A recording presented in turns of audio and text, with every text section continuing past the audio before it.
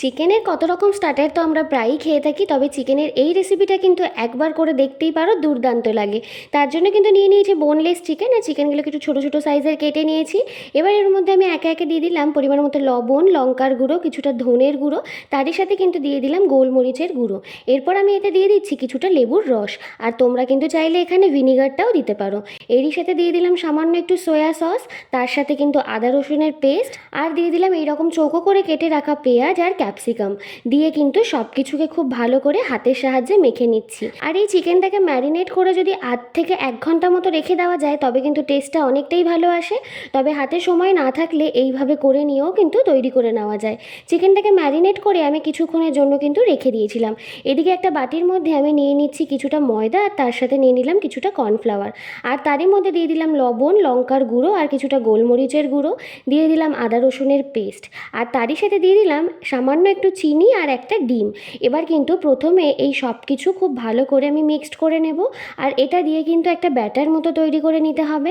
ব্যাটারটা কিন্তু খুব বেশি পাতলা বা ঘন হবে না, তাই প্রথমে ডিমের সাথে সব কিছু মিশিয়ে নেওয়ার পরে অল্প অল্প করে জল দিয়ে কিন্তু একটা স্মুথ ব্যাটার এখানে আমি তৈরি করে নিচ্ছি। খেয়াল রাখতে হবে ব্যাটারটা কিন্তু একদমই খুব বেশি পাতলা হবে না, হতে হবে কিন্তু কিছুটা ঠিক এই রকম। ব্যাটারটা এখানে আমার রেডি হয়ে গেছে। এবার আমি এখানে নিয়ে নিয়েছি দেখো ম্যারিনেট করা চিকেনটা, আর তারই সাথে নিয়ে নিয়েছি এই রকম স্টিকগুলো।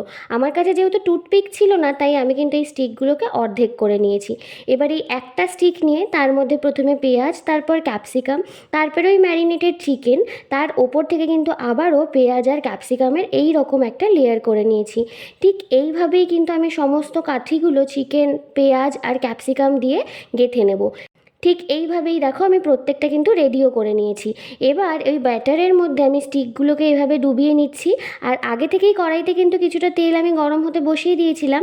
সেই তেলের মধ্যেই এক এক করে এই স্টিকগুলোকে আমি ছেড়ে দিলাম, আর দুদিকটাকে প্রথমে মিডিয়াম টু লো ফ্লেমে কিন্তু কিছুক্ষণের জন্য সেঁকে নিতে হবে।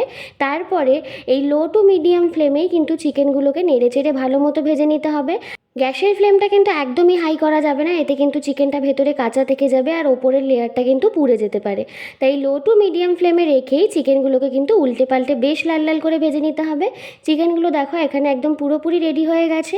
এইভাবে কিন্তু তোমরাও বাড়িতে খুব চটপট এই রকম ছোট ছোট চিকেন স্যাটের স্টিকগুলো কিন্তু তৈরি করে নিতে পারো, যেটা খেতে কিন্তু দুর্দান্ত লাগে। টমেটো কেচাপের সাথে সার্ভ করে দাও, দারুণ একটা রেসিপি।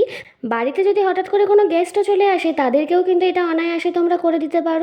আমি এখানে কিছুটা স্যালাডের সাথে সার্ভ করেছিলাম, দুর্দান্ত লেগেছিল। আজকের ভিডিওটা তাহলে এই পর্যন্তই। ভিডিওটা ভালো লাগলে একটা লাইক করে দিও, চ্যানেলটাকে সাবস্ক্রাইব করে দিও, আর ফেসবুক পেজ থেকে দেখলে কিন্তু পেজটাকে অবশ্যই ফলো করে দিও।